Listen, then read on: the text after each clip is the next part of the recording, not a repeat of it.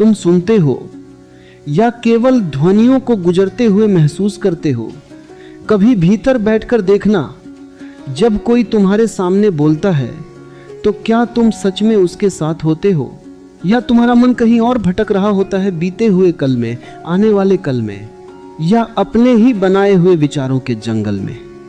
मनुष्य ने सुनने की कला खो दी है, और यह खोना बहुत सूक्ष्म है, इतना सूक्ष्म कि उसे पता भी नहीं चलता कि वह अब सुन नहीं रहा, केवल प्रतिक्रिया दे रहा है। जब कोई अपने हृदय की गहराइयों से कुछ कहता है तो वह केवल शब्द नहीं देता, वह अपनी ऊर्जा, अपनी अनुभूति, अपनी चेतना का अंश साझा करता है। लेकिन सामने वाला व्यक्ति यदि भीतर से मौन नहीं है तो वह उस ऊर्जा को ग्रहण नहीं कर सकता। शब्द कानों तक पहुंचते हैं, लेकिन अर्थ केवल वहीं जन्म लेता है जहां भीतर शांति हो।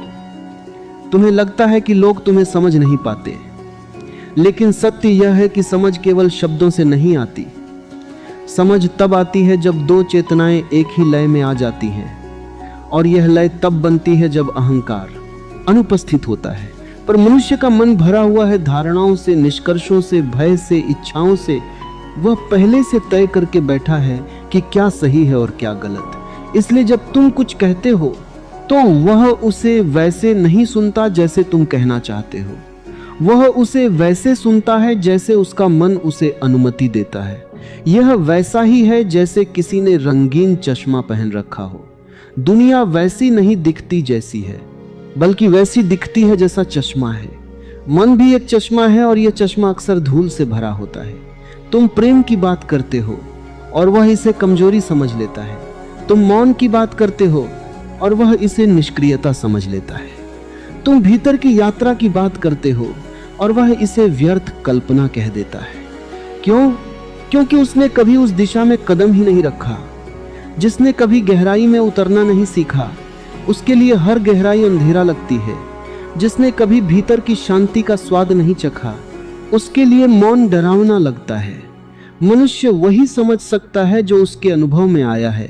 अनुभव ही असली गुरु है, शब्द केवल संकेत हैं। अगर तुम किसी को उस मार्ग की बात बताओ जिस पर वह कभी चला ही नहीं, तो वह उसे नकार देगा। वह कहेगा यह तो मेरे लिए नहीं है। लेकिन सत्य यह है कि वह तैयार नहीं है, उसका समय अभी नहीं आया। हर व्यक्ति अपनी यात्रा पर है, हर किसी की अपनी गति है। कुछ लोग अभी भी सतह पर खेल रहे हैं विचारों, इच्छाओं और पहचान के खेल में, और कुछ लोग गहराई की ओर बढ़ रहे हैं। तुम्हें यह समझना होगा कि हर कोई तुम्हारे साथ एक ही स्तर पर नहीं चल सकता, और इसमें कोई गलत बात नहीं है। यह अस्तित्व का स्वभाव है, विविधता। लेकिन समस्या तब पैदा होती है जब तुम अपेक्षा करते हो कि हर कोई तुम्हें समझे। यह अपेक्षा ही पीड़ा का कारण है।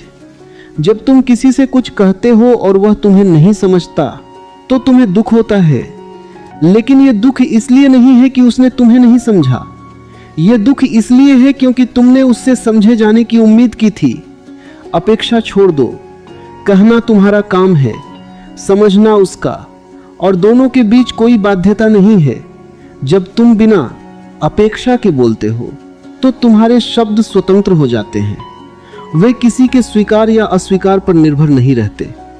तब तुम केवल अभिव्यक्ति बन जाते हो, और यही सच्ची अभिव्यक्ति है। मनुष्य अक्सर सुनते हुए भी अपने भीतर संवाद कर रहा होता है।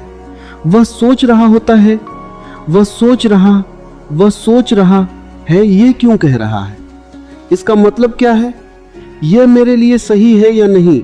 इस निरंतर आंतरिक शोर के कारण वह तुम्हें नहीं सुन पाता।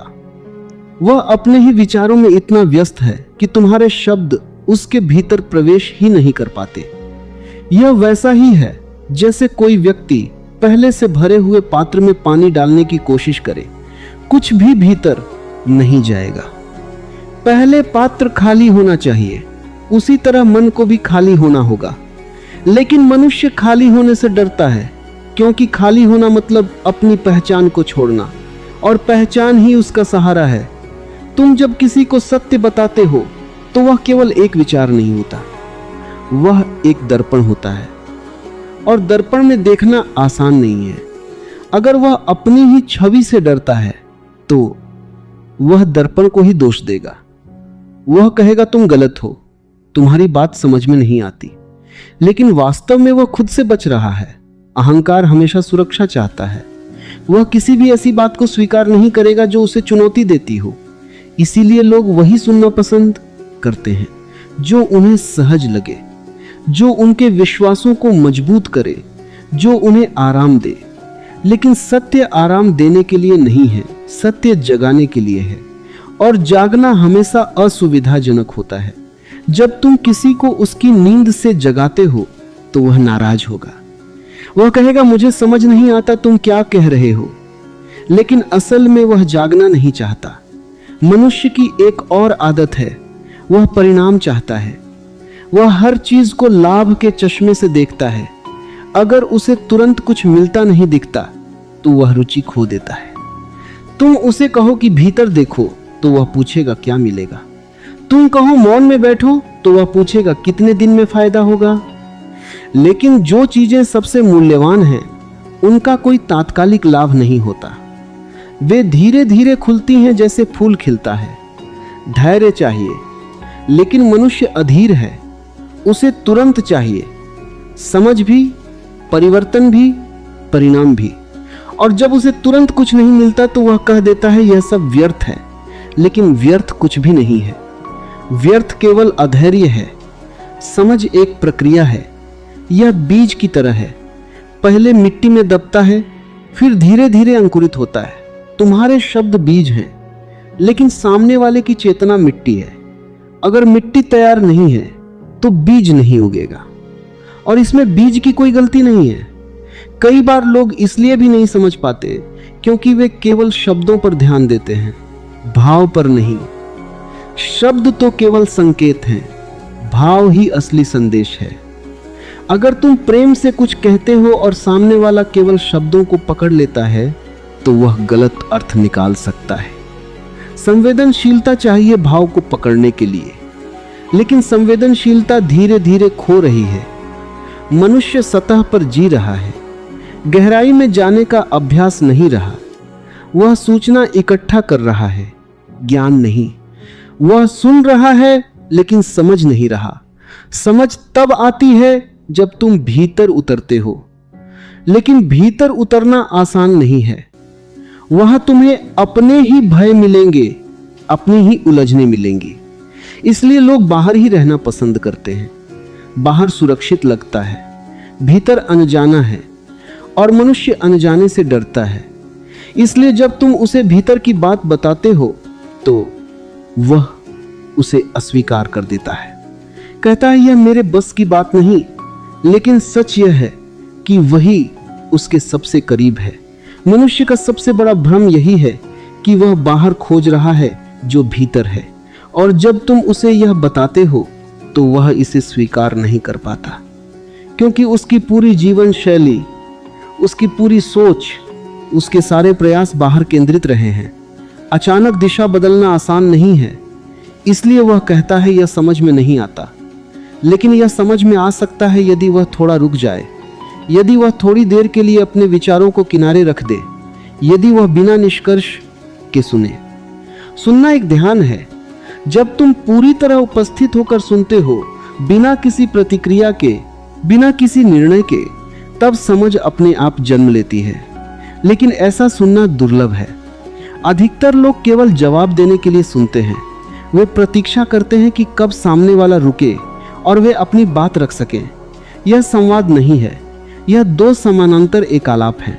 और ऐसे में समझ कैसे जन्म लेगी? समझ के लिए मौन चाहिए, और मौन केवल बाहर का नहीं, भीतर का। जब भीतर कोई हलचल नहीं होती तब शब्द गहराई तक उतरते हैं। तब वे केवल विचार नहीं रहते, अनुभव बन जाते हैं।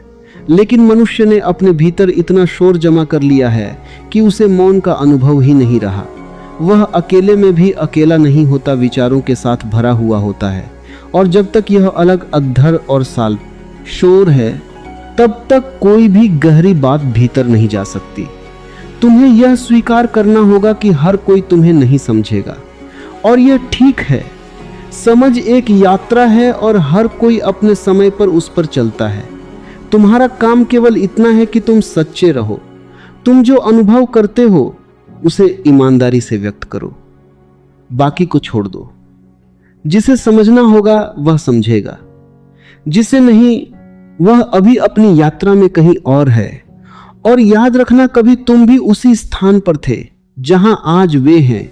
तुम भी कभी नहीं समझते थे, फिर धीरे धीरे कुछ खुला, कुछ बदला, कुछ भीतर जागा, और वही प्रक्रिया उनके साथ भी होगी अपने समय पर। इसलिए धैर्य रखो और सबसे महत्वपूर्ण, अपने भीतर सुनने की कला को विकसित करो। जब तुम सच में सुनना सीख जाओगे तब तुम देखोगे कि समझ अपने आप होने लगती है, और तब तुम्हें यह भी दिखेगा कि समस्या कभी शब्दों में नहीं थी, समस्या केवल चेतना की तैयारी में थी। और जब चेतना तैयार होती है तो एक छोटा सा संकेत भी पर्याप्त होता है, और जब तैयार नहीं होती तो हजारों शब्द भी व्यर्थ हो जाते हैं।